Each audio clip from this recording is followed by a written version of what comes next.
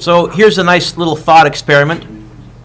Let's suppose a satellite is in orbit around the Earth, and it's at radius big R and speed little v.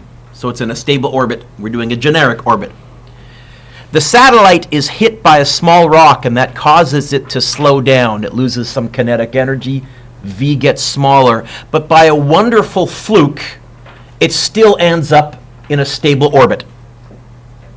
What can you tell me, if it did end up in a stable orbit, what can you tell me about the final orbit's radius? Number 1, the final orbit has radius r. Number 2, the final orbit has radius bigger than r. Number 3, the final orbit has radius smaller than r. Explain your answer using appropriate physics principles. I guess my best bet is going to be to somehow get an expression for r that also has a v somewhere on the other side. And then I'll ask if v gets bigger or if v gets smaller, what happens to the radius? Are we in orbit? Well, gravity is what's pulling me in a circle. Connor, you have a thought here? You had a suggestion? No. Oh. Just talking about whether it was elastic or inelastic. Oh, the collision does look like it's for some reason stuck together, but let's pretend they don't. This is just the graphics that I have. Big G, big M, little m over r squared equals m, and I'm pretty sure I'm going to want to use v squared over r and not 4 pi squared r over t squared. M cancels. One of the r cancels in this version. Remember, the r's don't always cancel, but here one of them does. Now, this time we want to get the r by itself. So the r, I guess it's going to be big G, big M. Julie, is that right? Over v squared? I think. Is that okay, Julie? Julie, where is the v? Top or bottom? Okay, so as v gets smaller, because the question did say it slowed down, what must happen to your radius? Bigger, smaller, or stays the same? When you divide by a smaller number, yeah, and in fact, with that squared, I could even go further. I think I could actually say, oh, if v got twice as small, the radius is 4 times as big. Okay, so correct answer, 1, 2, or 3?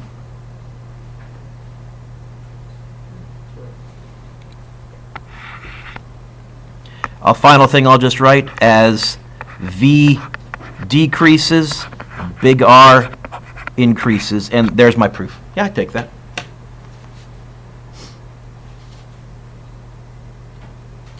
By the way, again, this would take a really big fluke. The rock would have to be, I guess, probably coming up from below and hit it and send it to a higher stable orbit, and at the same time taking it. Okay.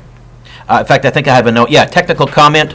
The final orbit is actually an ellipse that passes through the collision point and then moves closer to the Earth on the far side of the orbit. But right now, we don't have the physics skills and the math skills necessarily to handle that. Video, what if I wanted to go upside down in a tunnel? We watched that already, right? Yeah. Notice he barely made it. All right, example 7. I like example 7, I like example 7, I like example 7. In that, these are some stuff that I can ask. A satellite in orbit around a planet has a gravitational potential energy of that much. Its orbital radius is that much. Okay. A says, what's the mass of the planet? How could I find the mass of the planet?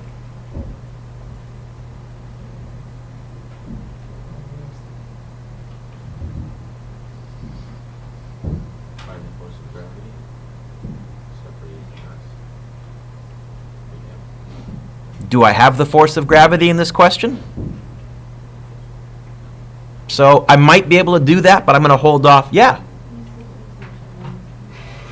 Use potential energy. Okay, so I could go PE equals negative big G, big M, little m over R, and double check. Do I know little m, 965?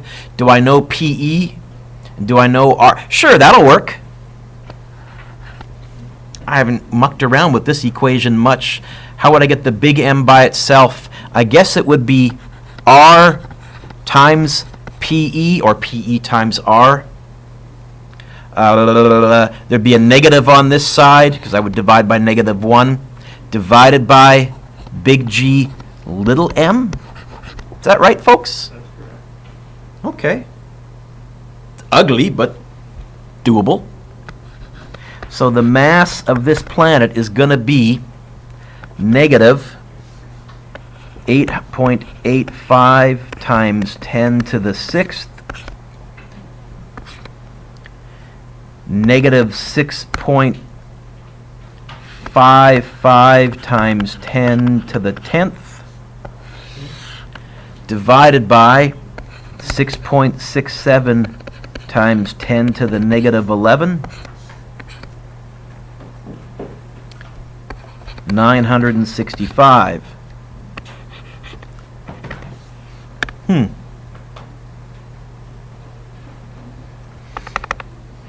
Negative 8.85 times 10 to the 6th times negatives. I guess I could have just canceled out the negatives.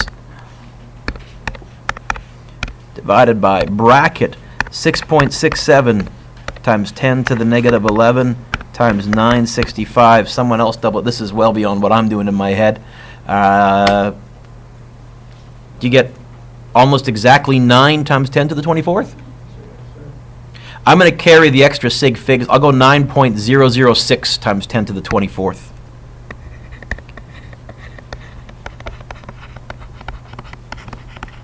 On the off chance, Robbie, that I'm going to use this, which I think I am.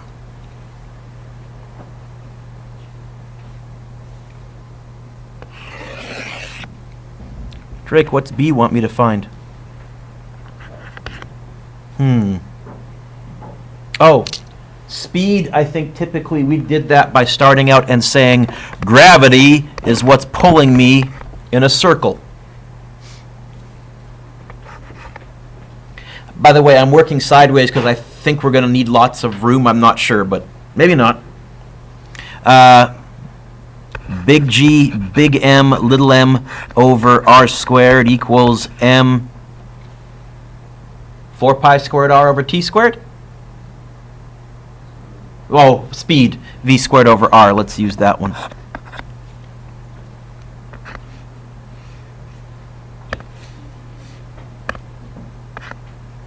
Stop hitting the eraser thingy. Sorry, when I reformatted my computer, somehow an eraser on my pen got turned on, and it's irritating, and I don't know where to change it. Okay, cross that out, cross that out. Speed by its speed. Oh, we've seen this one before. Orbital speed is big G, big M over r square root, isn't it?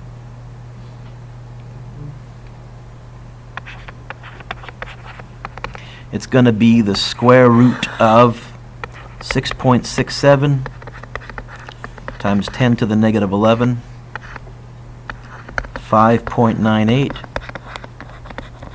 times 10 to the... No, Mr. Dewick, you're not around the Earth. Don't do that. That would be silly. What's the mass of our planet? 9.006 times 10 to the 24th. All divided by 8.85 times 10 to the 6th.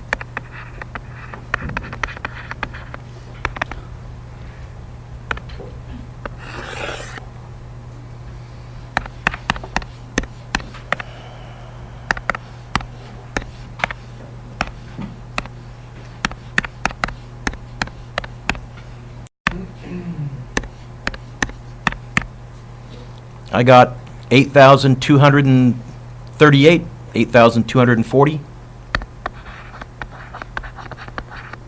meters per second.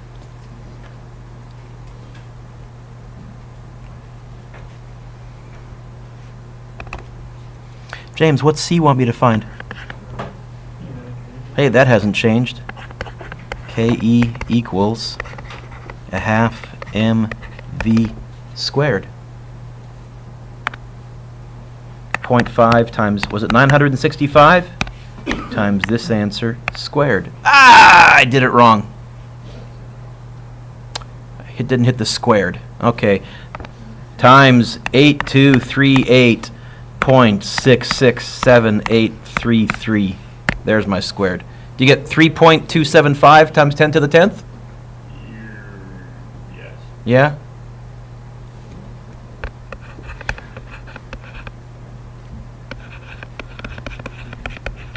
So 3.3 times 10 to the 10th if I go to 2 or 3 sig figs. By the way, that weird little pattern that I said, another way to get this with a lot less work would have been to say, oh, you want the kinetic energy up there? It's the potential energy up there divided by 2, but just make your answer positive. That was that weird relationship that we noticed a few days ago. We said, for what it's worth, in orbit, the potential energy is twice as big as the kinetic energy in magnitude.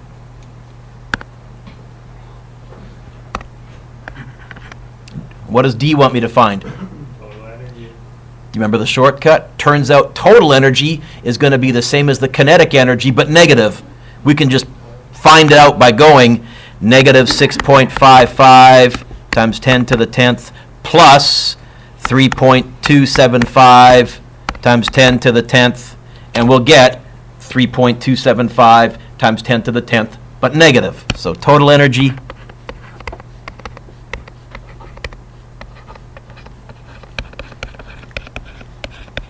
And I just add, total means, Robbie, add them up. Now that's relative to 0 at infinity. It still has energy compared to the Earth. If this came crashing back down to the Earth, how fast would it be traveling when it hit the Earth? Now that's a much more interesting question. It'd be going pretty fast. And this is what happened to the dinosaurs when the big asteroid came, and we believe that caused the extinction.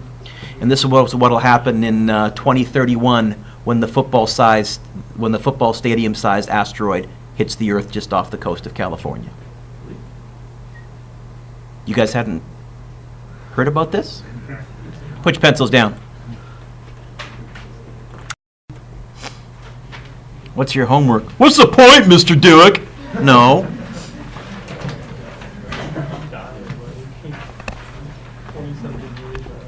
Number 1.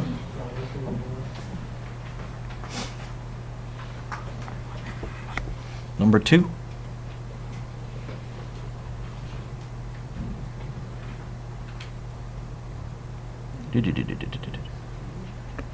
Four is good.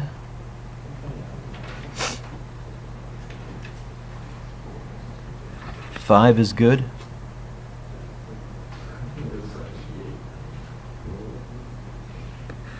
Eight is good.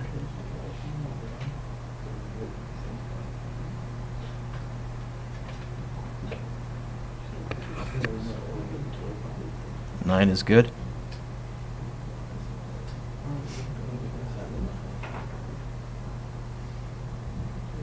Yeah, 10 is a little overkill.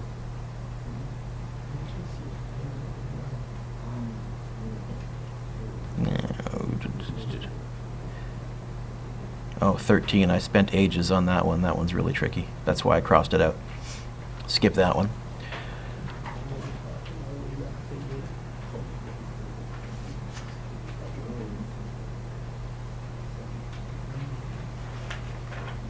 I think you can do 15,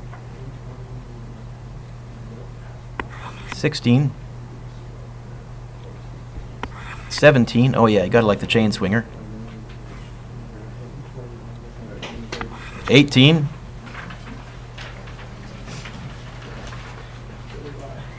And 19. You got the remainder of class, my